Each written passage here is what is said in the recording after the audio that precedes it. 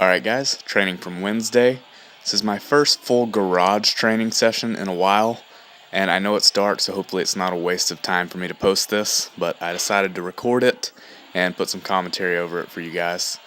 And it was a really long session, took close to 3 hours to complete this.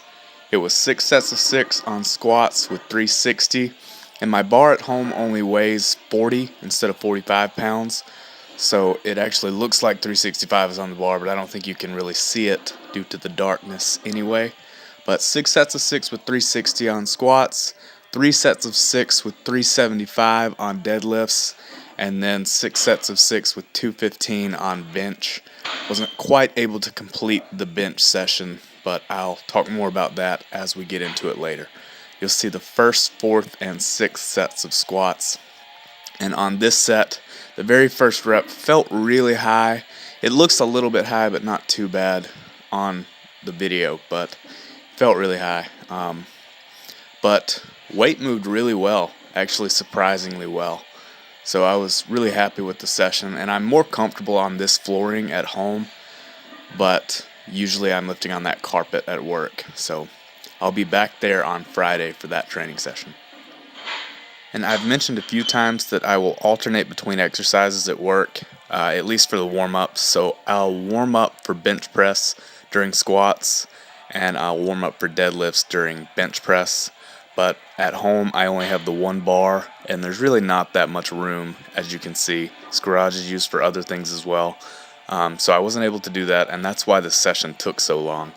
But I will be back at work on Friday, training there. And it's kind of a trade-off. At work, there's a chance of residual fatigue because I'm alternating between the exercises. And then here, it's just overall fatigue because the training session takes so long. By the time I got to bench, it had been about 4.5 to 5 hours since I'd eaten.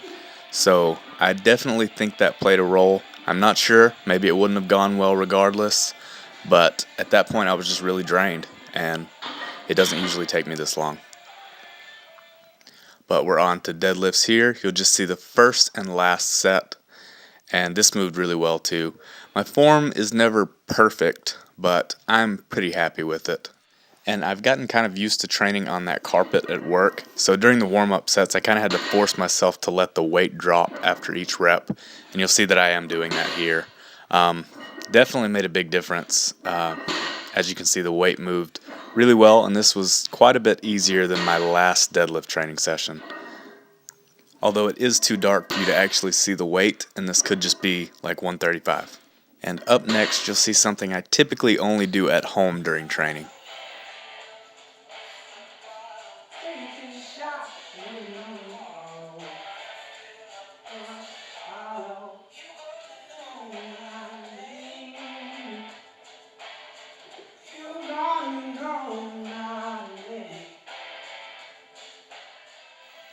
You guys know my name, right? I'm Cody. But also, I can't really use chalk at work, so I'm using that here. I didn't use straps at all for this session and didn't have any problems with that, although my thumbs felt terrible because I do use a hook grip. I don't like to do that a lot, but I actually lost one of my wrist straps, so I'm going to have to get some new ones, and didn't want to do this training session with just one. At work, there are 2 provided, so I will still be able to use straps there, but didn't use straps at all this time. And we're just about done with deadlifts this day. I did deadlifts before bench because it's just the most convenient thing to do here, because I do have to slide the bench into the rack, and then I'd have to move it back out again if I did bench then deadlifts. So just decided to do it in this order. And the reps moved well, the speed was fine, but I was really struggling to lock out my right arm, and I'm not really sure why it was that arm. But you'll see on the later sets that every rep looks pretty fast, and then the very last one just slows down a lot. So on the 5th set, I only managed 5 reps, and then on the 6th set, I probably could have gotten 6, but just didn't trust that right arm, so I stopped at 5, and then I did a makeup set of 2 reps to get the total volume, the total tonnage that I was supposed to get in the session. So I'm not sure if it was just fatigue or too long without food or a combination, or just me being a pansy, but just couldn't quite complete the session, and I didn't want to fail and get pinned. And we're coming up on what was supposed to be the last set, but not this time. And like I said, I get 5 reps here, and the bar speed was pretty good throughout the whole set. Just didn't want to risk it with my right arm being a little bit iffy. And I will also say that this bench is a little bit higher than I'm comfortable with.